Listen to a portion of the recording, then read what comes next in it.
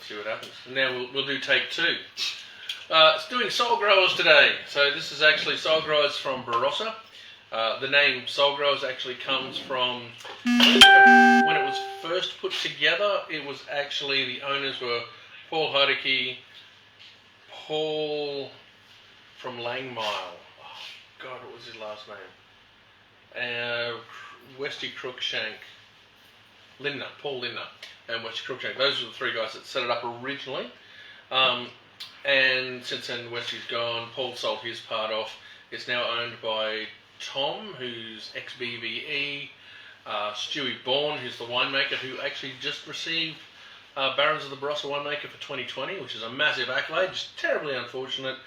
COVID hit and just stuffed up every chance we had to present him to our clients. So I'm really dirty about that. And Paul Heidecke still owns it as well. So those three are the brains behind it. And the original meaning for Soul Growers was literally that the soul of the Barossa isn't the big companies like Seppelts or Wolf Blass or anyone like that, or Saltrams, Brockenshack even. It's actually the growers. So the soul of the Barossa for them was the growers. And this means that their winery is essentially based on sourcing fruit from long-term growers and making wines from that. So they don't have their own winery.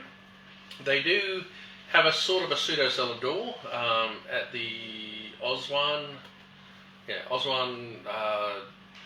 warehousing, I think it is, a warehouse and winery. But they draw for some really good vineyards. And in fact, they've got in their upper tier stuff, they've actually got just single vineyards, and it's got the name of the family, so Gopal or Machos or whatever it is that they're the vineyards for it. So what's some big names that people might know that they source from a lot? Oh yeah, okay. So Machos, I think they source from Machos. There's the Gopal. I was going to say there's quite a few large, not so much large vineyards, but historical names. Yeah. So there's a lot of so they source everywhere from Ebenezer, Marananga, Greenock. I think it's up to Eden Valley as well.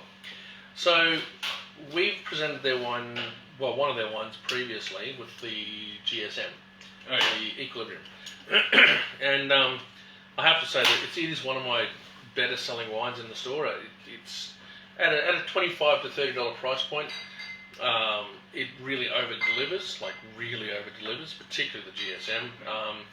And we are going to look at their premium stuff today. So we're going to look at the Persistence Grenache and the Slow Grown Shiraz. So to give these a fair shake, the $25 ones we're just going to crack and pour. But these ones we are going to actually decant using my wonderful little decanter that I've got. It's a crack of a decanter. Where did you get it from? Trevor sells them, actually. Trevor Hart. Yeah. They're about $120, I think they are. It's not bad. It's not bad. You can get cheaper decanters here. Good God, this one's got a really clumped up. You can get cheaper decanters. At least you know there's no It's no oxidation. Yeah, definitely. That one's definitely got three. Cheaper decanters, but the good part about this is it's not just a decanter. This is literally a double decanter, and I use this for all of my wine dinners. If you ever see me stressing out in the shop, particularly on the day of a wine dinner, this is generally what I'm doing at the time. So, bottle, opened, placed. Decanter on top. Put it firmly inside, so you can sit it like that. And then, try not to screw this up. And the bottle goes into the decanter, where it basically is getting aerated for the first time. That's what decanter does. There isn't a mesh in there to take away any of the sediment, but you know this does a pretty good job. I find when you pour it back in, it usually leaves sediment stuck to the bottom of the glass. Yeah. Most of it. It's pretty good. So literally, you do this. And this is the good part about these is that say you wanted to take a good wine to a party or something like that, you can actually decant the wine into the decanter, and once the decanter's done its bit, So you can pre-decant it. Yeah, basically you double decant it before you even take it out. That's a fabricated cork, is it? It doesn't look... We know the last one wasn't. No, I think that is a solid cork. I don't think there's no plastic to that. Okay. The cork, I'm just wondering if it... So, that's empty now. Take it, turn it back over, and it goes back into the bottle. That's pretty cool. I like that. It's science. Science! Now, speaking of science, you want to crack a bottle and we'll have a pour. So we're going to go through some of the Soul Growers range, particularly ones that we sell. Tom graciously sent us up a tasting pack. And we are going to go through what I consider to be probably their best stuff that I really like without going into the $80, $100 areas. So Pat, you've already had an experience of this. We're going to go through the Equilibrium GSM. What was the when you had it last? What was your take on it? Because I know you really enjoyed it. Yeah, that's one of my go-to wines. Like, I think, yeah, Dan recommended it to me like probably about a year ago, and yeah, I strongly recommend it to most of the customers that come through the door, and I've never had a complaint yet. No, I actually haven't either. I've been thoroughly impressed with it. Yeah, it's comforting to know you can recommend a wine through all vintages without having to retaste it and see what it's like to do vintage. Yeah, there's always a vintage variation. Oh, there's a variation, but you always know it's going to be good. Yeah. Like, there's some that like can shock you, and you might get a bad vintage out of some wines, or it might not be as good. But I've had one that's not good. Yeah. Even when we first tasted this back in... Yeah. I think we must have been one of the first retailers in Queensland ever to sell Soul Growers. Because it turned up literally when I came to the store in 2009. I walked in and we had like 20 cases of the GSM. Yeah, those racks were full of... Just racks was just full of it. And I went, I've never heard of this before. What is it? And everyone sort of looked at me and said, really good winemaker, da da da da. Okay. And we had things, we had 02s, 01s, 04s, 05s, I think there was a few 3s as well. But there's a lot of it. And the first thing I did was sat down and tried it. And went, wow, how awesome is this? Why is this sitting on the shelf? Why is this sitting on the shelf in the corner? And it was cheap at the time. It was dirt cheap. I remember we did it. I think we were doing it for like $19 or $18 a bottle. And then I looked at how much we paid for it. I'm like, well, it doesn't seem quite right. And they said, no, we just want to move it on. And I'm like, you want to move booze this good on? Well, we'd already stored it for so many years, we'd aged it. And I'm like, okay. So first thing I did was wake it up $5, and then literally we did tastings on it, and we sold out in a matter of months. That's 20 cases in a matter of months. It's fantastic. Well, we still move like probably 3 or 4 cases a week now. Probably every 2 weeks. Yeah. Every 2 weeks we do about 4 or 5 cases. Which for a shop that has 765 different wines, and it's pretty good. I mean, it's one of the few. Become a lot of people's go-to. Yeah, and it's one of the few wines that it is $25 a bottle. It's one of the few wines that I do floor stack over $20, and I think it's well worth it. All right, well, I suppose we better review the GSM now that I've finished my playing with. Well, not finished yet, but getting there. So out of Barossa. And just have a look at the back of the bottle, because I really have not read the back of the bottle for this. Really good Grenache straight off the nose, I reckon. You really do, yeah. A little bit of spice in the middle. Yeah. I find it, I've always found it instant mouth-watering. It is. Mouth just, the acidity and the tannin, particularly the acidity, is lovely, really, really good, just for getting your gustatory senses going. Rounded tannins. And just lovely rounded tannins. They're not soft. They're actually there. They're not just soft and watery. They are really there, but good. It's got nice red berries as well, like dark red berries. It's that typical sort of Barossa Shiraz in the middle there. Yeah, and that Barossa Shiraz I think really backs up the Grenache component. when I was down there, I was having a chat to them, and I said, "Oh yeah, so what? Do you have a consistent blend, or is it just a year-on-year vintage?" And they said, "Oh, it's a year-on-year thing." But a couple of things that have happened in the last couple of years. 2018 was a good vintage. It was not one of the biggest, not the biggest vintages and the most grapes, but the quality was really, really good. 2019, I think everyone was down by about at least 50% to maybe 66%. And everyone's like 2019. Oh, it's a good year. Like all the berries everything was beautiful. It had a lot of wind early on, and during inflorescence or flowering when the pollen, because grapes are created, obviously, the flowers come out and they can self-pollinate. But if there's a high wind going through, essentially what happens is they don't form it blows berries. the flowers off them. Yeah, blows the flowers, blows the pollen away, and that's it. You don't get that second chance.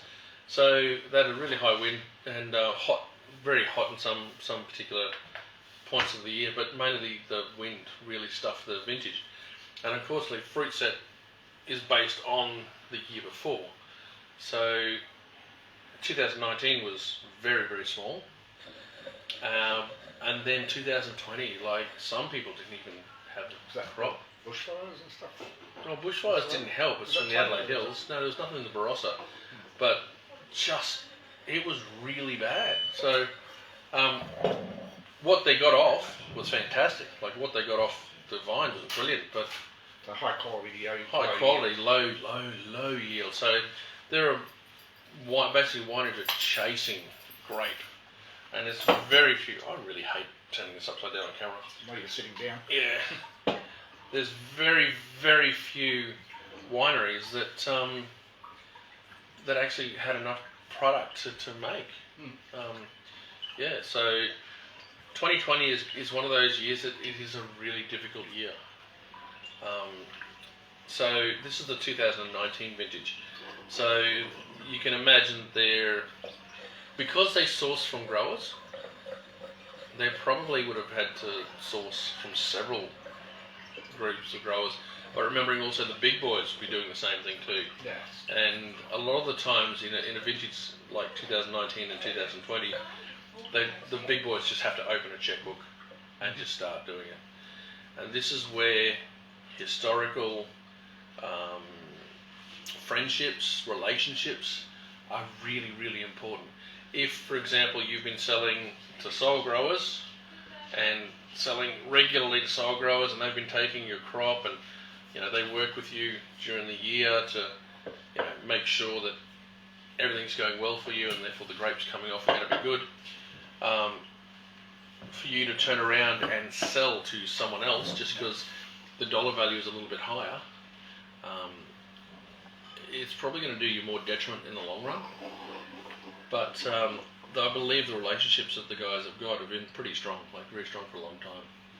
So they've really picked and chosen what they wanted to sell, or what they wanted to make, I should say, and then decided to create relationships with those families. Not just the guy himself, but the family. So this is pretty much a family-driven concept, which I'm pretty impressed with, actually. So, yeah, back to the GSM though. One thing I'd like to know, so the GSM, that's a Burgundy style bottle, isn't it? Yes, Burgundian bottle. Yeah, and these ones are Bordeaux bottles. Yeah. Is that because they've got the Grenache there in the Bordeaux style, but they've got that one in the... I think a lot of the Rhone bottles are actually that sort of style as well. Anyway, I know Chateau Beaucastle has the same bottling sort of style for their stuff. Yeah, well, I've just noticed, I've seen a few Shirazes in the Burgundian style I bottles. would think this bottle would be a bit cheaper to buy as well, wouldn't it? Is this one? In comparison with that one, Yeah. probably not that one though. No. Well, this one's pretty hefty. Well, they're all fair. Look, if you want to see how good a bottle is or how much they paid for the bottle, put your finger into the punt. Give what? Your finger into the punt. That's what I thought you said. I don't care what you call them, it's still a punt. So that's the punt. The bigger the punt, usually the heavier the glass. The heavier the glass, That's huge. yeah. That one you can. That one you can just be this one. So this one, see, gets into the just halfway down Yeah. the knuckle. That one's wide. And that one, You yeah. can So actually get 2 fingers in there and pour from Well, the this bottom. one's like just the glass feel seems yeah, thick. the glass is really thick on that one. And the only reason that you'd pay for a heavier glass is A, obviously you're going to make a better wine for it, but 2, the thicker the glass, the less light interaction you're going to get. Yep. So yeah, and these guys don't skimp, which is good. In fact, I've always liked the labelling. It's a weird thing. Simple, strong, easy to read label that you can look at and go, it's got the Soul Growers logo, which is people obviously harvesting grapes, but front and centre, Soul Growers. Then underneath that, if it's a Provident or slow grown, and then underneath that, the varietal.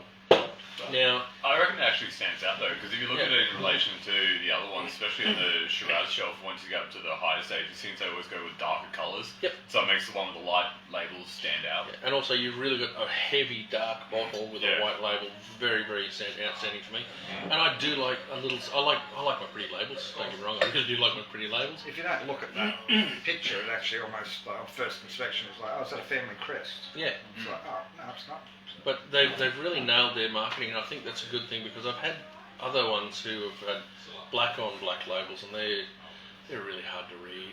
Some of them look pretty nice. So like I like the Dowie Dual, like the estate. Was it Yeah, the estate range estate one that's range, black. Yeah. But even black on gold, when you put that into a darker room, which most Yeah. wine rooms are going to be, it gets hard to see. And I had one of my other winemakers, a lovely guy. He, don't know why he did this, but he actually got his marketing department to create a label. And so they made a label bright green, bright yellow, bright red, depending on. And it made the wine, it actually made his $35 to $40 bottle look cheap, a bit cheap. And, you put it in a bottle, and you can get that funky hipster idea of, it looks really good, but for your serious wine buyers, It makes it hard to read. yeah. And if you're turning up at a wine dinner, particularly people you don't know, and you're wanting to show, well, let's face it, you're showing off a little bit by showing people what really good wine is at quite an inexpensive price, particularly. Having something that looks like, or having something that looks really expensive for starters is always really good. But just the fact is, it doesn't have a ridiculously stupid label, or a really poorly designed marketed label. I've seen it a lot. They happens all the time. I've got several wineries out there which make great booze, and then they just stuff it with the label. And yet other And then ones when like I find when they change a label, yeah, everyone thinks it tastes different. yeah. Yeah. Oh, we Oh, have it's the, not the same. Yeah, you're going to be complaining about that in a few weeks when we start getting the new Pinot Gris. Yeah. yeah. It doesn't taste the same. Yeah. Actually, because I look at the old bastard there, like, Mhm. because if you think of like north of $100 bottles of wine, Yep. like, it seems a bit outlandish for that kind of market. But There would be a story behind it. yeah, You sit down with a winemaker, it'd be like, no, Yeah. yeah, this is why. Well, in regards to that, that's actually Reed Bosworth, and he made that for, I think it was his father-in-law. oh, okay. I think, I'm not sure 100%. But yes, actually, Pat told me a story that your uncle, was it? Your uncle who loves wine. Yep.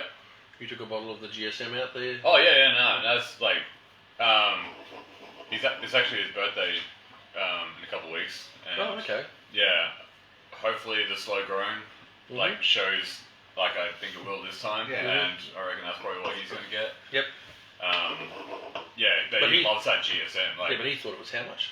oh yeah, he thought it was like a $60 bottle. Yeah. Like he thought I went So over. you tell him. Yeah. Oh no, I claimed it. Like I said, it's actually a $100 bottle. Yeah. But, like, That's it wasn't- not expensive. Yeah. Yeah.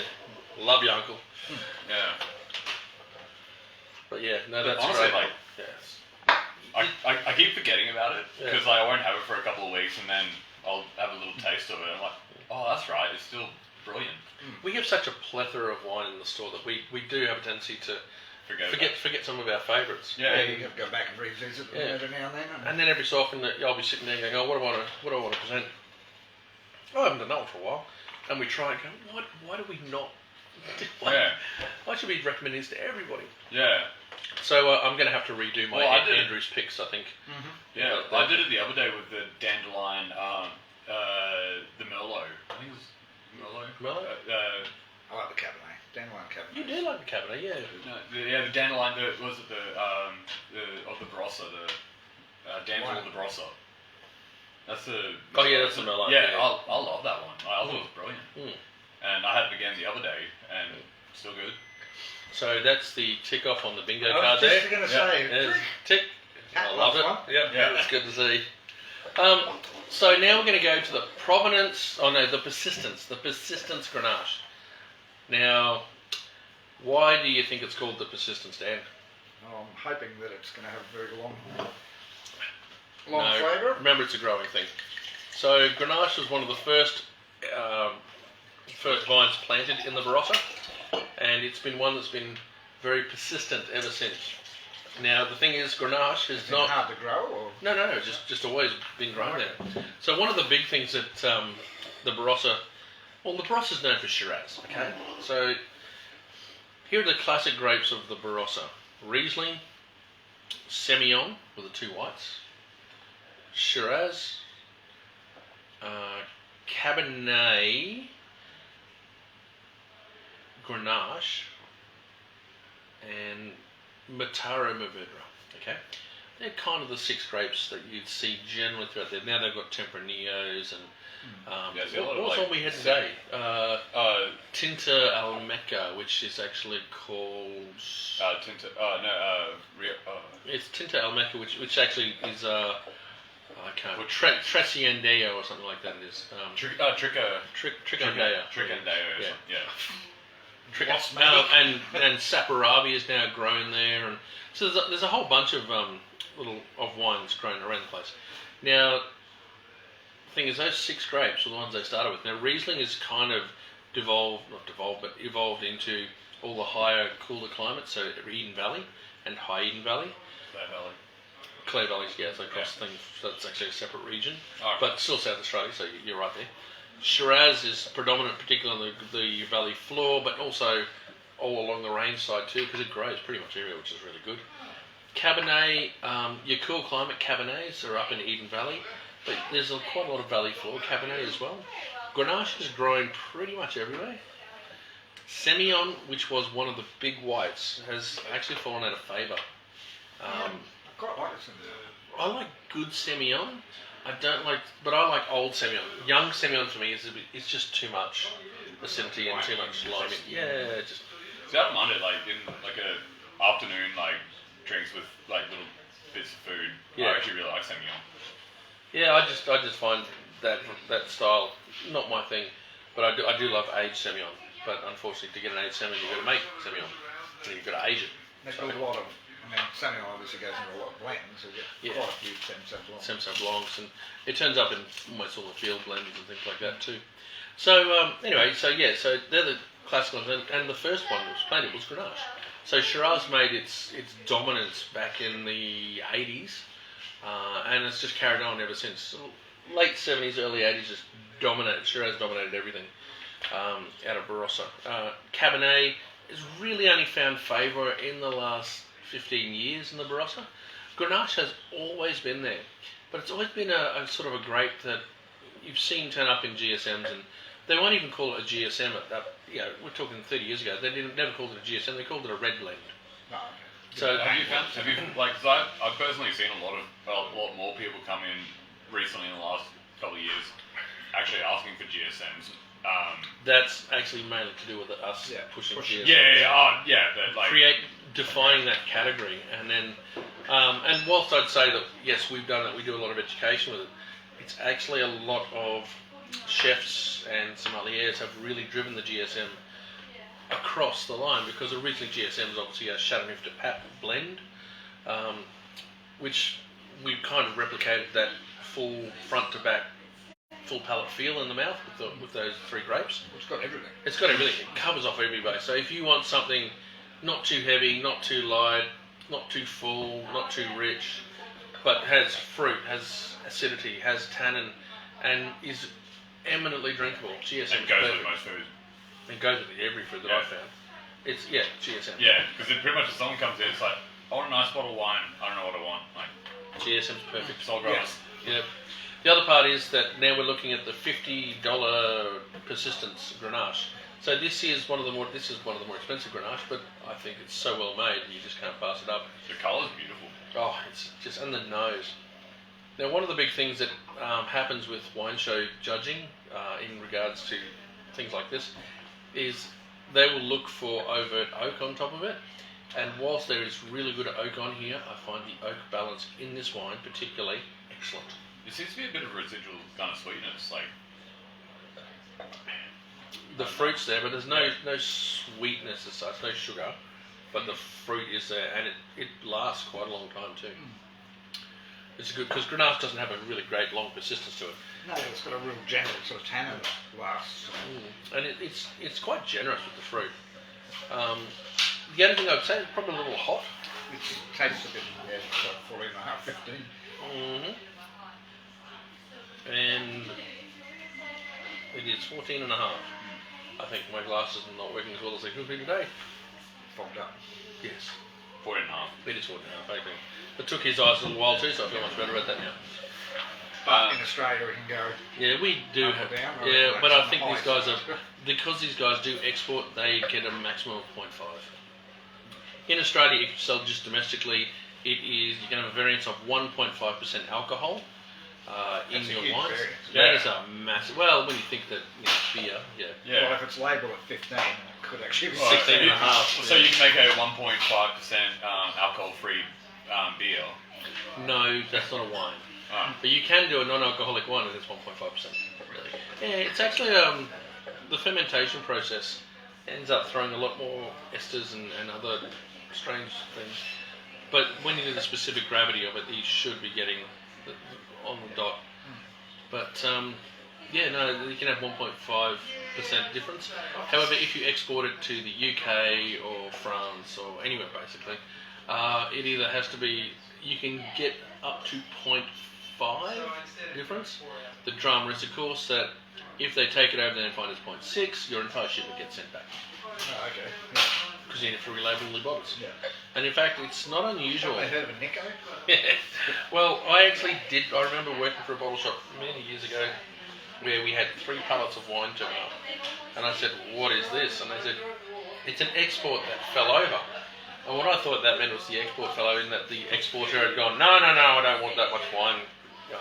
What it was is the wine actually was 0.8% on the bottle labelling. So therefore, when it went to the country involved, they did a random sample test on it. I went, no, this is wrong. Your labelling is incorrect. Either you have to pay to have the whole thing relabeled, or you send it back.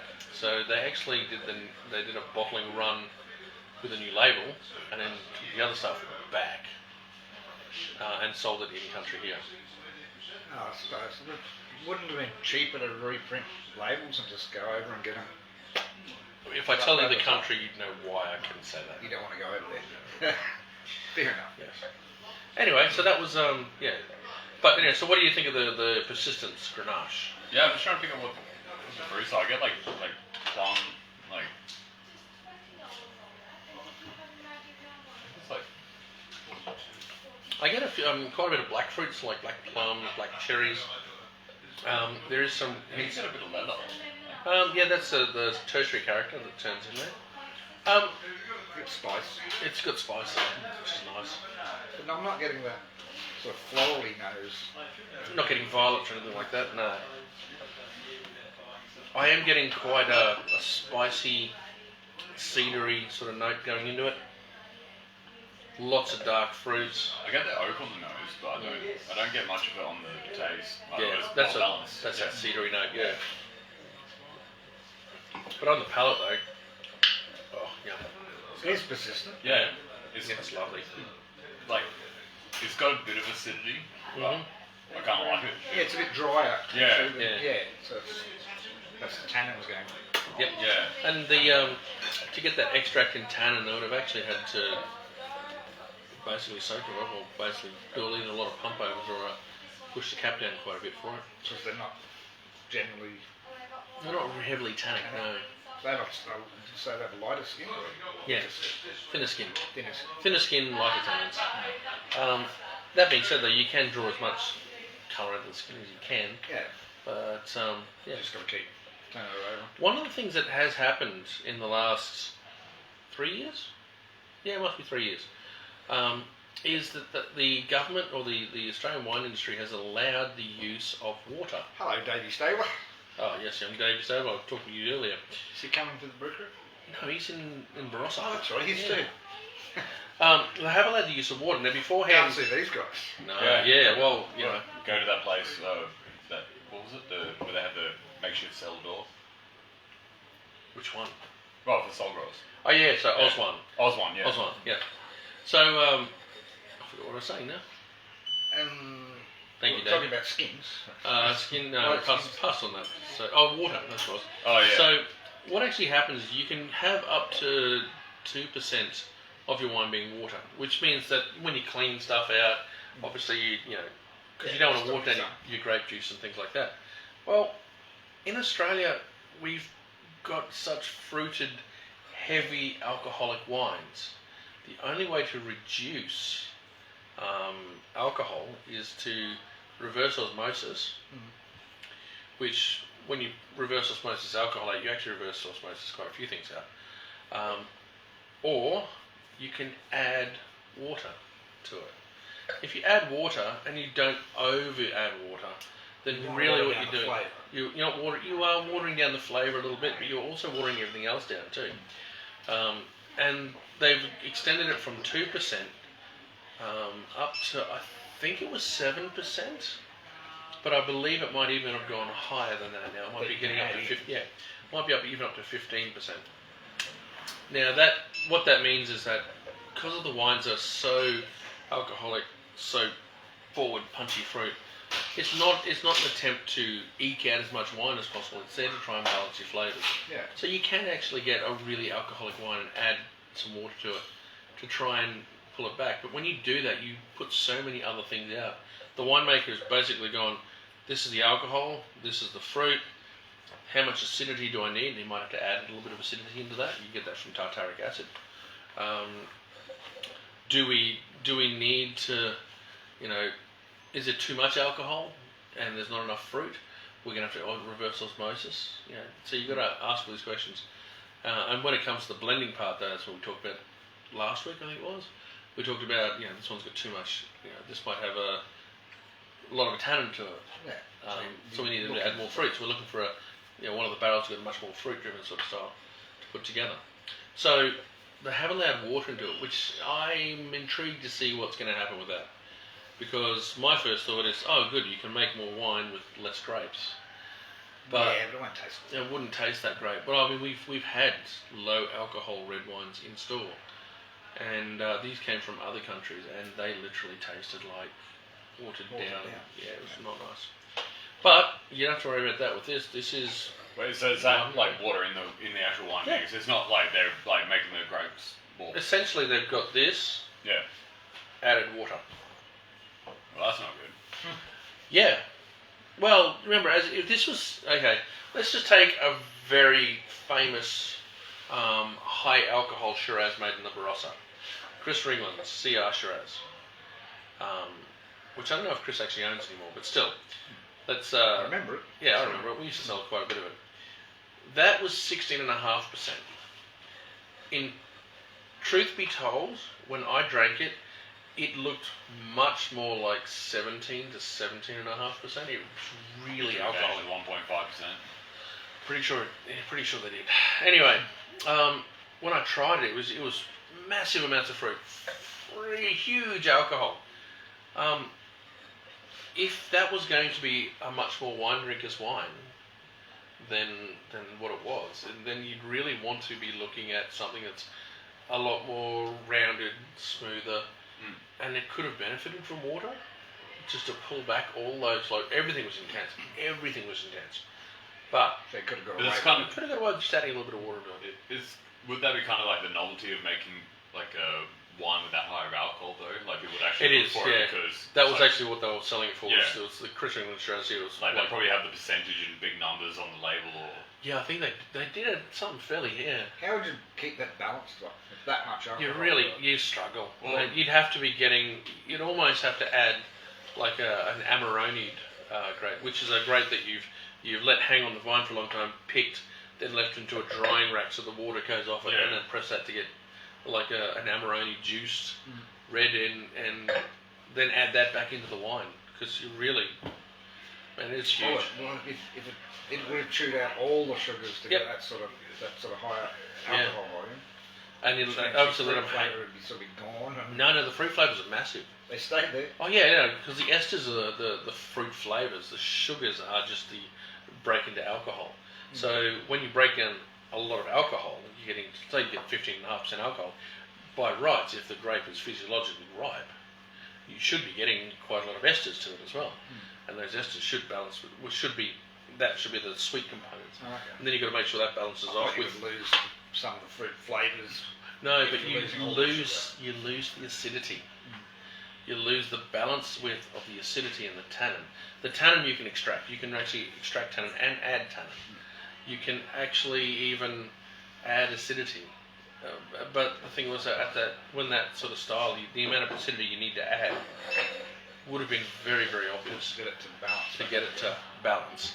Whereas I think he honestly added just a touch of, did add acid, I'm sure, just to get the acidity. Yeah. But it was just so huge and fruited that people, it was like drinking alcoholic grape juice. It really was. It would have been a lot heavier, but it would have been quite a full body. Yeah. Heavy.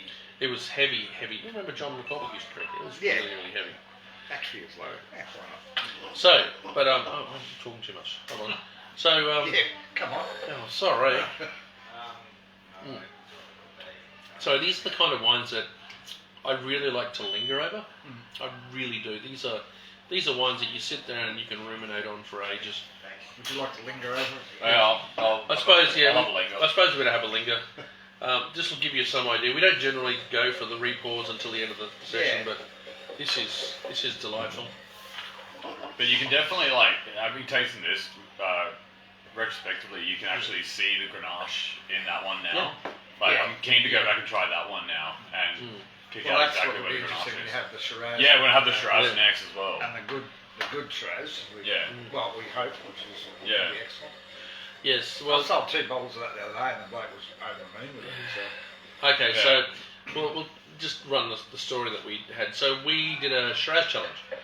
We actually wanted to put up the Barossan, the winner of the Barossa Wine Show, up against other Barossa wines that were judged at the Barossa Wine Show, and we only chose five. We chose 5, and out of those 5, obviously we had the winner, which was the Catamox of Pigeons Fat Cat Shiraz. We put it up against Paisley Silk Road, Elderton Estates Shiraz, Laughing Jack's Jack Shiraz, and the slow grown. The slow grown. And I was so looking forward to looking at the slow grown. And I thought it was the one that was going to win, hands down. Before it was even opened, I thought yes. Yeah. Oh, I saw Soul Growers. I'm like, it's just picked Soul Growers. So then I bagged up my bottles, set up all the glassware, numbered all the bottles, and then poured all the bottles out. And as I finished putting them down, I looked at the last bottle, and that was the bottle I had listed at number 4. So I wasn't sure what order I knew all the glasses had the same wines in them, but I had no idea which bottle was in which brown bag. Gives you an idea of my mental state more than anything else. So I went over and I obviously wrote 1, 2, 3, 4, 5 on it. And so I didn't even know what we were having. And halfway through the wine tasting, we had a wine that picked up such incredible fortification, porty sort of notes, with the fruit had just about dissipated completely. And it had like a very leathery. It tasted like a 15-year-old wine. Yeah, it tasted like a very old wine. So when we went to we pulled it, and that was actually the Soul Growers Slow Grown Shiraz. And it wasn't just one of us that went. No, it was all of us, the whole group. Yeah, the whole group. The thing is though, it's under cork. Now we get to try this, so we'll see it live on air what we think. But the cork that I pulled looked similar to this, but seemed to have a lot more red further up the cork. So see that there. Yeah, That's a pristine Could cork. it have been a storage issue then? It could have been a storage issue. It could have been that the cork, when it went into the bottle, hadn't quite sealed the bottle properly, or it might have been exposed to the air a little bit. I don't know. There was been a faulty a cork. faulty cork. If a cork has a groove down the side, it's not Yeah. going to seal. It's going to. It is, but there was no Where's wine. the second cork? There was no wine Oh, leaking there out of is. it, which is so. That's the second cork. See, you were pristine right on the end. We should have saved the cork from the other night. Yeah, well, the cork the other night, I can tell you, was actually to about there. But it could have been even that the cork itself had, like, air gaps in the cork. Usually these corks are very, very good. But, obviously, the one we had, something happened. But it also could have been a bottling fault as well, and which means that if it was a bottling fault, it would be along the entire line for that bottling line. Which means that, for example, if for some reason it got heat affected on the bottling line, or it could even have been heat affected on the travel over. There is a possibility of that. It might have got to a depot, sat in the sun, and got heat affected. Would that make it go that porty in Yes. that flavour? Yes, it would. Literally, there is the chemical reaction I actually do have. Hello. Hello. Yeah, the chemical reaction I actually have got a listing in the book of what it does, and it does actually create those ported something. Yeah. So it can be heat affected, or it could be a pore closure. So I am really looking forward to it, but I'm really trepidatious because I know that this is online and people will know it, and you'll be able to tell from my face straight away. Anyway, I think it's also You'll be able worth to tell, mentioning. you'll be able to tell by the nose. As soon as you smell it, you can either go, all right, that's not that flavour, that's that nose. I think it's also worth mentioning the results from that. Oh, wine yes. tasting, like, Right. From what we had to what the Rossa Wine Show had. yes. Now, this is not to denigrate or to make anyone feel bad, or to justify anything at all. This is just literally what happened on the night. It's our opinions. It's our opinions only. On the night, we had number one. The wine that came last, sadly, was that one. That was due to that issue the fault issue that we thought we had. Number two, second last was the Elderton Estate Shiraz. Actually, surprisingly. Yeah, no. That was a real surprise. I expected that to be a lot more, get a lot better result to it. What vintage was that one though? Was it 2018 or? I think it was 18. Yeah. 18 or 9. Yeah, 18. Then the next one after that, number 3 was the Paisley. See, I quite like Paisley. They got the second highest points on my scores. Yeah. But. Yeah, I scored that. I scored that and the Laughing Jack equal. Number 2 was the Cat Amongst Pigeons Fat Cat, but only by a point. Literally, there's a point difference between those two. And the winner was actually Laughing Jack's Jack Shiraz. Now the thing was, This was another old favourite. another old favourite. Again, we can't forget. But for us, that was hands down Best one night. the most awesome wine on the night, and I mean awesome. I actually, when the first, Especially in comparison though, because I think that one came. That was the dead last one. I went to the last one, yeah. And then Cat Amongst the Pigeons, I think, was Number 4. The second last one. Yeah. And then the Slow Grown was the 3. one before that. Yep. Yeah. So it's kind of like, oh, that's good. That's good. That's really good. Yeah. That's what is that? Yeah. So it was an intriguing night. And it was a good night too. All the people that came along to that. There was a great Who fun was it night. that actually voted that they liked it? You or Roz, I think, liked it. No, Or Joe? no, it definitely wasn't Joe. No, it Oh, was. no, I think it was who was sitting beside you at the end of the table. Steve and is it Steve? Steve No, Joe- he was sitting in the middle of the table. No, was it? Steve and Joe were. Joe was next to me. One of them actually went, no, I really like that. I went, but it's, I think it might have it's been. porty and it's this and that. And they're like, Might have been Robert Herring actually. I'm not sure. But anyway, so someone did like it, and they liked it a lot. But everyone's taste is slightly different. And if you like fortified or you like that porty sort of style. By the way, just to put it in context, that porty style that we saw and we all went, oh, that's an issue, that's a fault. Or for us was a problem. Actually was not unusual to get wines like that back through the late 70s and the early 80s. So it might have been because it was intended. yeah. Oh look, this wine has developed tertiary characters really early. Isn't it wonderful? Yeah. Like, No, yeah, it's okay, no. Well, then again, our knowledge of wine has grown just exponentially. It really has. Oh, you put yourself on stuff. So. Oh, no, I was just getting... Oh, so you've Go to already. DK for a little bit. Let's do it. No, put it in there. Yeah, so I actually tried some wines from 1968. It's Peter Lehman when he made wine for Saltrams. Yeah. 1968, 69, 71, 72. So we had a look at the wines that he made then, and they were Shiraz Tokay. So Shiraz grapes backed up by Tokay. What's the Tokay grape? It's a grape generally used for fortified. I think it's Muscat Petita Grains, actually. I think it is. It's the grape variety that's used for it. And that was actually a wine. He made a still wine out of that. And it did have those port characters. It did have that obviously, that being that old, it had tertiary notes up the wazoo, but the wine was eminently drinkable, and it did have all of those. It wasn't rancio, but it wasn't far off. So this is the $25 Providence. See, I just smelled that, and I wish that was... I suppose you could, with those glasses we used in the oven as well, you couldn't really get the smell. Yeah. I would also like to point out the glasses were with those really small ISOs that we have used for our tastings. I understand the reason we did it, the only reason we use those glasses, so I wanted people to get the idea that wine judges are constrained by even the glassware that they're presented with.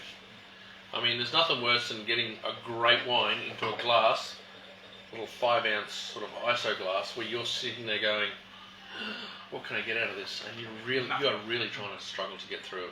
But I do kind of like, with what Dan said, you're judging wines that are going to be drunk in these style glasses. Mm-hmm. Are they though? Are they not? I would like to think so. I would love to think everybody has Riddell wine glasses. Yeah. Like, well, I just don't think people are going to be putting it into like test tubes, like where you can't smell No. anything. What news for you, man? But Up the until old Vegemite glass, and it's been Yeah. washed out. Yeah, but like, But no. Actually, in all honesty, okay, I've been in hospitality for 29 years now. The first wine glasses we were using were ISO wine glasses. really? And in fact, if you go, if you want to grab one down, I'll show the camera. If you go to country pubs and things like that now, they'll generally pull out one of these glasses. I've been at clubs, like RSLs, where they've gone, I'll have a glass of wine. And that's the glass they put it in. That's because they probably pay $1 each then. Yeah. These are like But these are the same glasses. This one is, hold on, prime example. This is actually from Opera in the Rainforest. Which was Years years and ago. years ago. This is the worst glass to put any wine into, barring sparkling. Why does it work really well for scotches though? Because that's usually what I put the scotches in. Because if you put scotch into this glass, it's... Actually, if you put scotch into this glass, it'd be awesome. Yeah. But the problem is, though, it's just a little bit down here. Oh, it depends what your pouring time is. Well, yeah, no, but I'm saying 30 mils, a little bit down here. You won't get any... Yeah, 150 mils in there is like pretty much up to the top in the ISOs. Yeah. Yeah. So a 30 ml glass here sits at about there. Yeah. Okay. On here, it sits down the bottom there. Yeah. So, By the time it sticks to the glass, there's nothing left to Yeah. drink, is there? and yet, what's the glass that they use for brandy? Big. Yeah, Big you got brandy the, balloons. Yeah. Because- Well, that's the same as like what they're trying to do with gin glasses these days. Yeah. Yeah. Well, that's because gin glasses, they're actually trying to create a cocktail type thing for it. Yeah. But the brandy balloons are there because they heat them generally. And when they Oh, heat yeah, them, good. that's why they've got the little small open at the top and a big balloon. Is to get all of the flavours and nose and everything sitting as alcohol sitting in there. So you're actually sticking your nose in. Glass. Well, yeah, you basically stick your nose in and suck it down. You're getting drunk as you do that. So yeah, but I mean, these glasses were standard glasses for wine drinking. Yeah. Well, everywhere up north, everywhere north of Maryborough they were. But I think if you're judging a wine, like you're judging it on all of its aspects. Like the nose seems to be it's the first thing you notice. Yeah. When you're drinking a wine. Yeah, so therefore, bigger glasses are good for these styles. This kind of thing is good for whiskey because you're having a small amount of whiskey, Yeah. and it's already really, really intense. I just meant for the actual judging thing. Like, Yeah. So judge wine and they take away one of the key components of wine. Yeah, but they're trying to make a level playing field for it. So one might smell better than the other, and But you might vote for it because of that. yeah, well, it just seems like if you had a wine that smelled good, like it adds to There is another reason. because I just smelled this one as well, and it's brilliant. And I think if I had this, compared it to the ones that I had when we had the Shiraz tasting, I think this would have won. Yeah. So cost-wise, though, like It's a normal we're Shiraz. talking these glasses costs maybe $1, maybe $2 at best. You break one of them. This glass is $13 cost price. Yeah. For us to get us to buy that is $13 a stem. Now you need in That's why a Barossa wine show with 120 wines being judged in one category, and then 88 wines being judged in another category on the same day.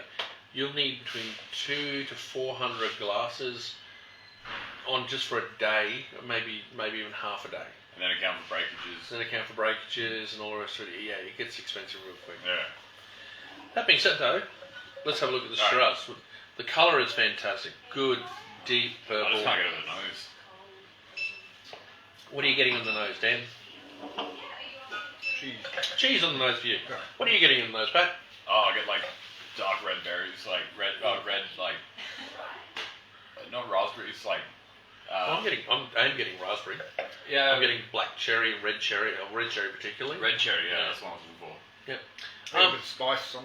Yeah. A little bit of spice. I actually got a real. I don't know if we just opened it, but I got quite an earthiness or something about it at the beginning. Yeah, no. It's starting to open up a bit now. It's a little bit tight at first, but this is a particularly well-made wine, and at the price point, it's extremely well-made wine. Yeah. See, I love that. And I'm not a big Shiraz drinker. I am a big Shiraz drinker. That's 2 ticks, yeah. I am a big Shiraz drinker, and yeah. Good acidity, makes it. Balanced really well. Fruit and the alcohol, even the alcohol in this one, I know the alcohol's probably 14.5, but it doesn't show as particularly hot. Yes, it is 14.5, but it doesn't show hot. Compared to the 14.5 that was in That one there. Yeah. That's because there is more going on in this than there is in that. So Grenache is a lot softer, brighter fruit. And then obviously that's got some oak to it and everything like that to make it a nice. This one here though has got red berries. It's got even some floral notes in there. It's obviously got some really lovely oak character in there as well. Older oak, but still delightful. It's got some MLF, some molecular fermentation, sort of that sort of palate weight to it. Not creaminess. No, it's not creamy. It's a sort of that palate weight that coats the whole tongue. Yeah. It's got everything. It's got spice. So again, you've got much more. This is it's actually a very complex wine. You know, this is a wine you can sit there and actually just spend time just doing this. Really. Stop spending time. I'm sorry. I get some even some mulberries and stuff like that. But the some blue fruits in there as well. But you know how you get the mulberries that you can get that are half white, half black. So we used to have. Oh yeah, not quite. Oh no, these ones we used to have because you get the white mulberries. No, never seen a white mulberry. We used to have a tree of them at our I old think you place. finally went right. What were you eating? No, because we had one full of black mulberries and then we had one full of black mulberries and one that was like a white green kind of color, and they were way more acidic. That kind of. And were they a bit crunchy? No. I'm pretty sure you're eating unripe mulberries. No, they're from 2 different trees that they grew at the same time. Yeah. Yeah. But yeah, one this just one, didn't ripen. it's like in between those two. Okay. But no, it's got some earthy character. It's got a little briary note in there as well, which I quite like. The acidity is not overt. It's a little bit. It can be a little bit prickly. Yeah, I'm getting a bit like on the bottom of the tongue. Yeah, it's a little bit of prickly. The tannin though, that's just rounded tannin. It's a rich wine too. It really does. That's really rich. That's wine. like a proper good steak dinner. Yeah, like that's the I'm having a T-bone. Ooh. I'm having steak. Oh, you are too. Especially in the butcher. Damn it! I think I'm having chicken. Damn it. I had a big T-bone the other night. We had a Texas cut. That thing. Oh, nice. Where do you buy that these days? I got real it from the butcher shop. Yeah. Across from IGA, they do some good meat. Yeah. across the Oh, road yeah, there, yeah, yeah. that one, yeah. Because I went looking at some of the butcher's shops, not just here down the coast as well, and all their T-bones are just like these little thin. Yeah. Actually, like, as much as I hate to do this, the Woolies, the new meat section they've got, because they're all pre-packaged now, they actually do single cuts of like the decent thicknesses. Oh, okay. So you can get like a porterhouse about yay thick. You can get like T-bones about yay thick. Oh, just really? single serves, and they're actually not bad quality either. Okay, well Yeah. that's great. I'll never know because I won't shop there. Yeah. I won't ever work. That's not quite true. That's okay. But no, you won't work there because I won't have you back. Yeah. So yes. Anyway. So yeah, everyone. Yeah. I think that wine's pretty good. Pretty good. It's excellent. Yeah, Dan. Yeah. I love it. Yeah. Cheesy. Oh, yeah, Dan. There's one for Dan. I love it. Yeah, no, that's a lovely wine. Probably doesn't go well with the blue as well as. Need something a bit more bitey, I reckon. Oh, you need to shut it up. Yeah, Yeah. we had that goat cheese from the other day. Oh yeah, that'd be Oh, nice. that was brilliant. good. That was. And they don't sell it in packs small enough for us. Well, 200 gram packs, but I didn't understand the email that he sent back. Basically, from what I read, is we don't have. We don't sell wholesale, prices, yeah. So. We don't sell wholesale. That's nice. Just some of the prices in. But no, they didn't. So we're not getting it, or? Well, I've let Darren talk about that. He can work it out with him. So yeah, no, I'd say that's all right. That's a $25 Yeah. wine. That's a $25 wine.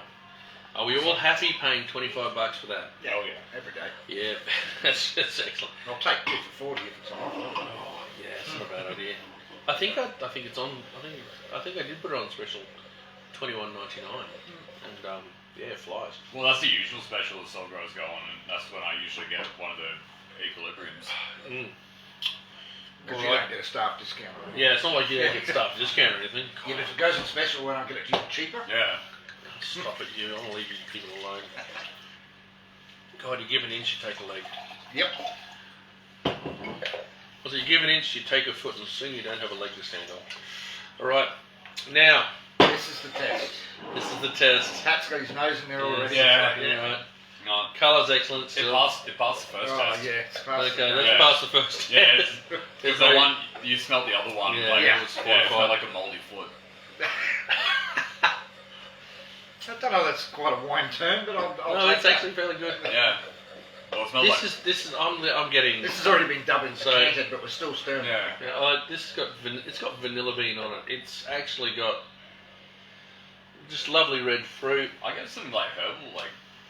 I go floral more than herbal.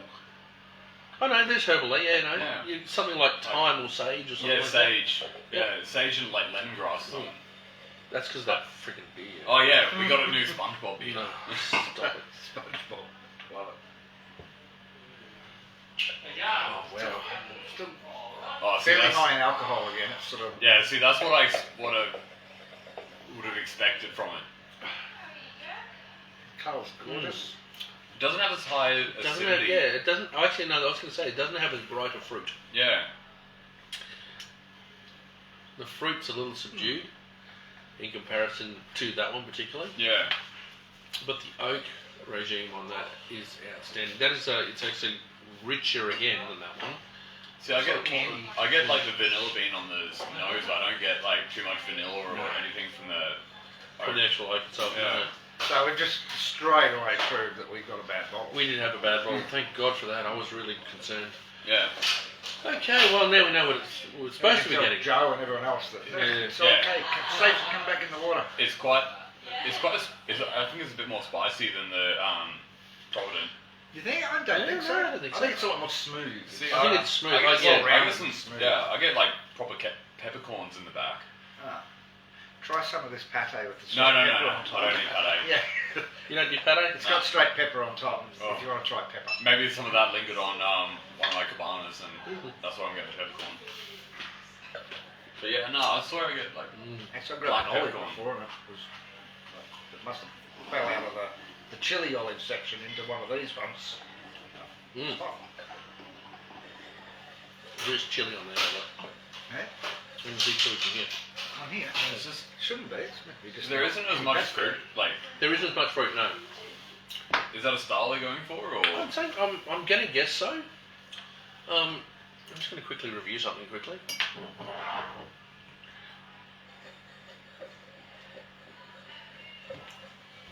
Same vintage, whole ground, but is it? Well, that's 2018. slow grown. That's Slow. 2019. Yeah, no, but no, I'm thinking. Okay, so we talk about young, vibrant, bright fruit, and you get vibrancy and brightness when you add additional acidity to it. So essentially, if you added more acid to it, it would become brighter. But it also takes away a few of the characters that you get from that roundness. And that's what it does. Acidity zings things up. This is lower acid, right? Than the straight equilibrium.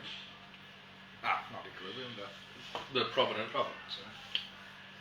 Yeah, it's got. I reckon it's got less acid. Probably I don't has. get that mouth water. Yeah, I don't get Yeah.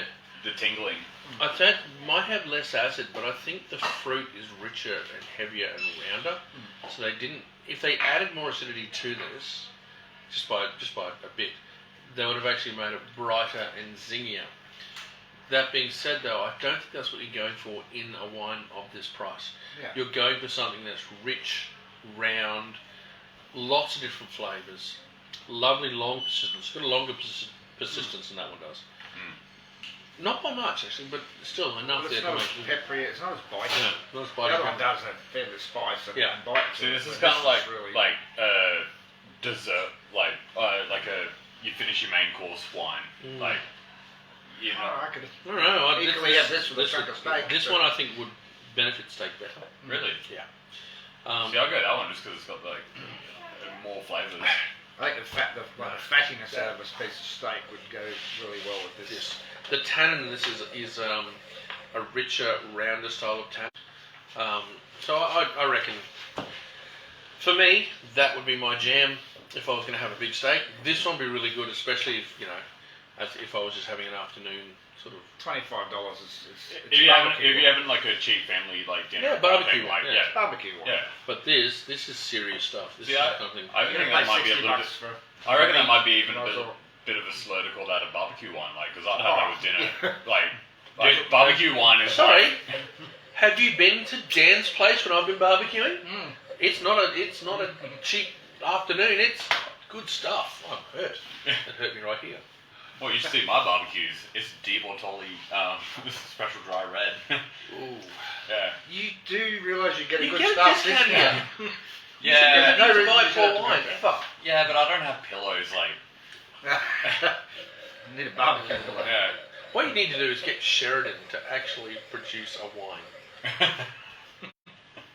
That would be good. We could have a Sheridan pillow wine. But no, I'm so happy about that. So what I'm going to have to do now is we're going to take a bottle of slow grown, and we're going to have to show it to the guys who Yeah. had the last taste. Yeah, just as a. Just as a guys get together. Yeah, Friday afternoon tasting. Yeah, we invite them might all actually to do the that. same, so come and have a Yeah, I think that's a really good idea. We'll have to do that because I felt so. I was heartbroken. I was absolutely gutted.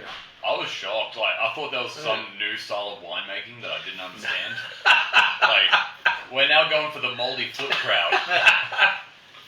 Hey, don't laugh. There have been times where I've drunk expensive wines. That you have to pretend that you like them because you paid so much for them. No, I just sat there with my eyes glazing over, going, I don't understand this wine, and then having someone explain to me in intimate detail exactly what's going on with it.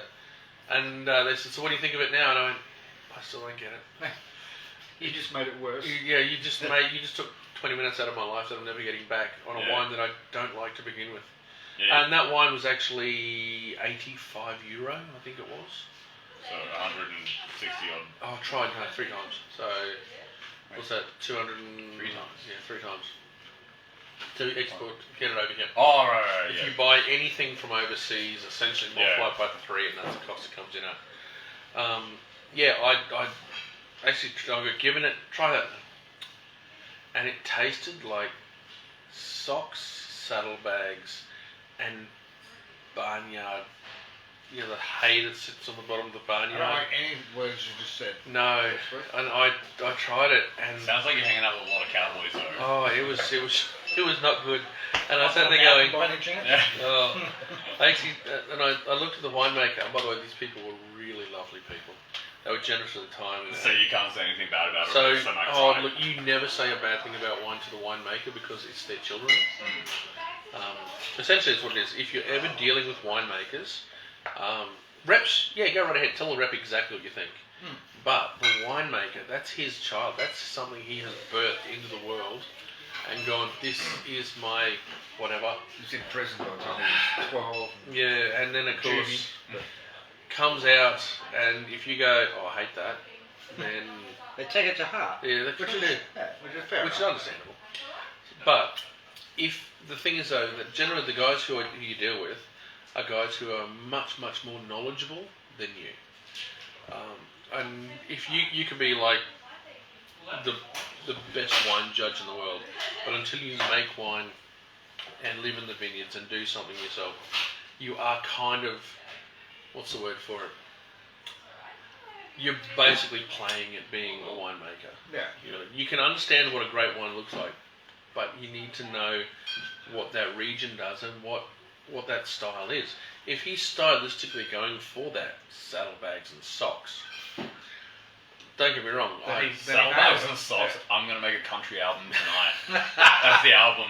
Saddlebags and socks. Can you do it without an E-string? Actually, no. You I can't. probably do it without a few strings. Well, it's only two you need. Anyway, but as I said, those kind of winemakers are. They actually have developed a particular crowd. Like I will rail against natural wine quite merrily because I find it so inconsistent and so ordinary. However, I cannot deny the fact that natural wine, the winemaking process, if it's done well, and I'm going to use people like Luke Lambert particularly. It gets 80 points if it's in a bottle to start with. Well, yeah, so. but I'm talking about, well, the thing is, people like Luke Lambert who do take time Well, and natural care for wine's it. like a new kind of like, it's a harder. It's really hard. Tom probably more- Shabrook's another one that I would does think it. it would be more of a gamble. Yeah, Because you It is a could- bit of a gamble. Yeah, you can't put it all in there and do the best you can. Just roll the dice. It's natural wine, but it's just Minimal intervention. Yeah, but there's minimal intervention and there's no intervention. Minimal intervention is still important. So you actually have to really be aware of how the winemaking is. And so I will never. Okay, I've very rarely ever found a natural wine that I really enjoyed. That being said, though, I've not drunk enough of them to say that I will never enjoy it. In fact, I loved Tom Shabrook's Tommy Ruff and his, and I want to say it was one of his Shiraz that he did was really good. Merlot-wise, I couldn't get behind a great deal, and the Carignan was really the first straight Carignan I've ever had. So again, I'm a bit hard to judge that.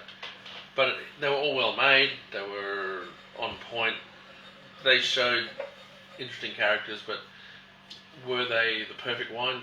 Not for me. But there are a group of people out there that love that. What's the problem with the subjectiveness of There is wine? a subjective, there is a subjectiveness when it comes to wine, but I can understand why. Look, I understand why people don't like natural wine, and I'm actually in that category. But I do also understand that the skill, time, and effort that it does to make that wine is quite a lot.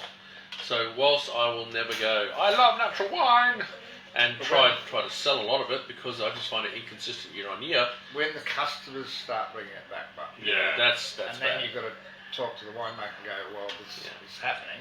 Yep. And they still deny it, basically, going, oh, that's how it was meant to be, or... No, well, if they go, that's how it's meant to be, then you know that you just, okay, what you've created for whatever you think your market is, it's not the market that we have in our store. So No, but what about if you've been selling it for years already, quite successfully to the same customers, and those customers are coming back going, there's something wrong with it? This is going to go as everything I've just said, but it's not unusual to get used to your own things. So if you make this particular wine, it tastes exactly the same way all the time, and then one day it goes really weird, and you go, oh, I like that. That's really funky. It could be the fact that you just listen to your own music so often that when you hear something that's not good in that music, you've gone, oh, that's so interesting. I quite like how that sounds. That's your style. That's my new style. Yeah. So, but that can happen too. So at the end of the day, which wine do you think won? Which one today? Yeah. Like, Oh. because I'm trying to weigh it up in my head. All right. Well, actually, what we're going to do is we're going to have to reevaluate. Well, 'Cause straight, I'm still straight loving up, the last road we just had was, it proved itself. Yeah. Oh yeah. The last Like, time, so it's like, thank God for that. yeah. But to me, I still think the Provident is so good. Like I don't think there's $25 worth of difference. Oh, I do. Really? Like Absolutely. $25. That's you can have 2 bottles of that, have twice the fun. I don't think that's 2 bottles of the Provident. No, but I think it is definitely much more. Sit back. Oh, it's, yeah. nice It's, dinner. like Okay. Straight away on the taste, brighter, zingier, punchier with the fruit. That one is a lot more subdued. rich, rounded. It's more elegant. I'd say it's more elegant. Well, elegant is probably the wrong word. What's the word for it? Because it's still like It's richer and rounder, and I like Refined. that. It's more refined, actually. Yeah. Refined. Not elegant, refined. This one is bright fruit, really in your face. It really is. This one is really in your face, in comparison to that one particularly. But that one is like a slow burn, where this is like a bonfire. yeah, I do like bonfires. Yeah. Probably not the one I should have used, now, should I? But honestly, like now that I know I can start spruiking that one, like I've never actually tasted the Shiraz before. Made funny noises. It did. Yeah. Mine just went flat and had after. Yeah, mine's not far off. I still can't beat the GSM. Yeah, GSM is particularly good. I don't know, Dan. So I'm actually going to go with the. I'm going with that one. Yeah. So the slow grain for me, I think that's lovely. You think the Providence excellent? No, I'm going to GSM. Back to the GSM. Yeah. No, I just think value for money, like it's just perfect for all occasions, all food. Like yeah. From a sales point of view, you can sell it to anyone at any time. Yeah, you can find most people. Yeah, that one's like you have to wait for the right customer to come along. It's. Can you reach? Yeah, go for it. Yeah. I'd buy 3 of those. No, go on. The camera will just get a little. Yeah. Yeah. And Not coming really. across now is Mel. Hello, Mel. Hello. It's a shame you didn't wear low cut. Not today. We're actually on film. I know. I was just thinking for the consumer. After the, of course, yeah. Nothing to do with sexual No, harassment at God, no. workplace or anything like that. I know, just definitely. Typical bloke. Yeah. But no, Thanks. thank you, Mel. I have to Bring you say, some more. I have to say, okay, yeah, it's like drinking 2 different regions. You like them both for different reasons. Is it worth the additional $25? For me, yes. But then again, I would happily put that up against $100 easily.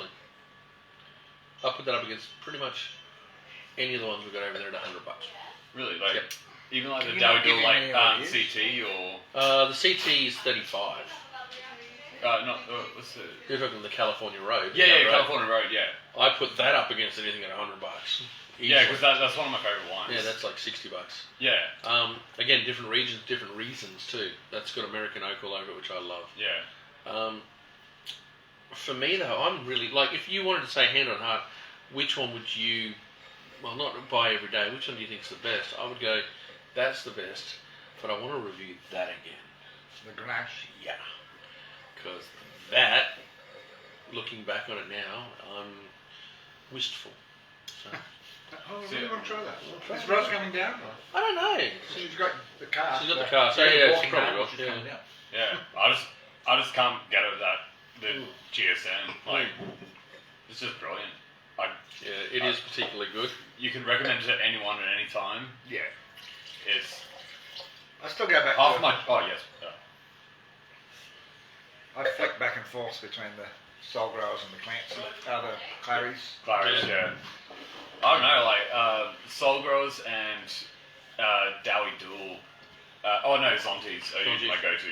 Like the Zontes Cabernet and the Shiraz Cab. GSMs. Yeah. Oh, GSMs, yeah.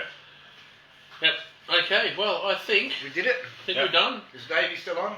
Probably. My phone went flat, so Oh, I can't tell Yeah, if he's my on or phone's not. dead. Love you, Davey. Have a good trip in the Barossa and McLaren Vale. I hope you do contact those winemakers because I have actually He sent me a contacted bit of them. a list the other day saying which ones would you go to. And Yeah, I and- picked about 4 and I went, definitely them. Yeah, and then I contacted the winemakers and gave they gave them his details. Yeah. So he can call them and say, hi, I'm coming.